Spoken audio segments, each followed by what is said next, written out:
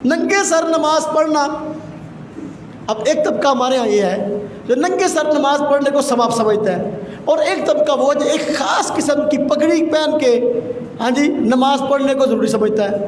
اپنی اپنی پگڑیوں کے رنگ جو ہے نا خاص کیے ہوئے ہیں۔ یہ نورانی صاحب کا گروپ ہے، یہ الیاس قادری صاحب کا گروپ ہے، یہ سنی تحریک صاحب کا گروپ ہے۔ اب ہر ایک نے پگڑیاں اپنی الگ کی ہوئی ہیں۔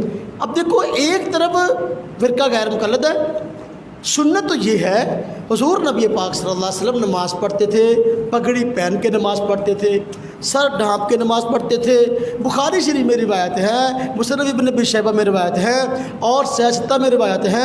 صحابہ کرام اور حضور کا طریقہ سنت پگڑی پہن کے نماز پڑھنا ہے، جبکہ فرقہ غیر مقلدین یہ ننگے سر نماز پڑھنے کو یہ دین سمجھتا ہے، اپنے فرقے کی علامت سمجھتا ہے، اور اس کو ثواب خیال کرتا ہے۔ اسی وجہ سے آپ نے دیکھا اکثر مسجدوں کے اندر ان کے ہاں ننگے سر لوگ نماز پڑھتے ہیں۔ یہ الہاد ہے، سنت کا انکار ہے۔ سنت کی آہوی دل سے نکل گئی اور کہا ننگے سر نماز پڑھنے سے نماز نہیں ہوتی۔ ہم کب کہتے ہیں کہ ننگے سر نماز پڑھنے سے نماز نہیں ہوتی؟ ہم کہتے ہیں ہوتی ہے، لیکن ننگے سر نماز پڑھنے کی عادت بنا لینا اور پھر اس پہ ثواب کی امید رکھنا اور اس کو اپنے فرقے کی علامت بتانا، یہ بدعت ہے۔ یہ کیا ہے؟ ایک یار مجھے کہنے لگا، کہتا ہے جی پگڑی پر مسا، پگڑی پر مسا جائز ہے؟ میں نے کہا پہلے پگڑی باندھ کے آؤ، پھر مجھ سے پوچھنا جائز ہے کہ نہیں۔ پہلے کیا کرو؟ پگڑی، اور پھر تو پگڑی باندھا نہیں، پگڑی تو باندھتا نہیں، ننگے سر نماز پڑھتا ہے اور مسئلہ پوچھتا ہے پگڑی پر مسا جائز ہے؟ ہاں جی، یہ عجیب بات ہے۔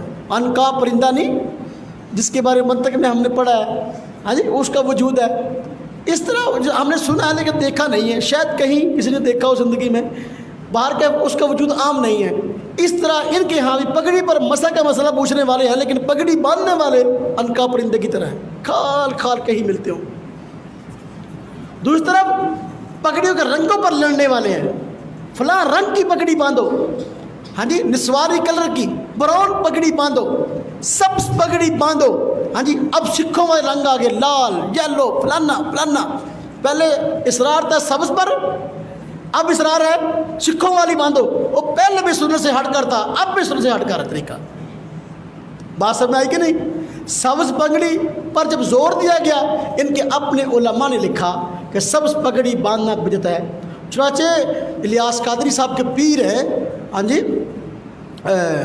مفتی وقار صاحب، کراچی میں ان کا مدرسہ ہے، ان کے فتاوی وقار الفتاوی، اس کے اندر لکھا ہے سبز پگڑی باندھنا جائز نہیں، اور کہا مرزائیوں کا ایک گروہ ہے کراچی میں جو سبز پگڑی باندھتا ہے، لہذا پگڑی جائز نہیں، ان کے ساتھ مشابہت ہے، نہ باندھو پگڑی۔ اس طرح مذہبی امور کے وزیر رہ چکے ہیں غلام سرور قادری صاحب، لاہور کے عالم ہیں، انہوں نے بھی باقاعدہ کے رسالہ لکھا تھا سبز پگڑی بدعت ہے۔ سبز پگڑی جب ہر طرف سے برمار ہوئی فتووں کی اپنی طرف سے، پہلے سبز پگڑی پر زور تھا، اب زور ہے کہ جو چاہے باندھو۔ اب سکھوں والے رنگ ہیں، ہر طرح کا رنگ، جو سکھ نہیں مانتے وہ سارے رنگ میدان میں آ گئے۔ حالانکہ حضور نبی پاک صلی اللہ علیہ وسلم کا طریقہ کیا ہے؟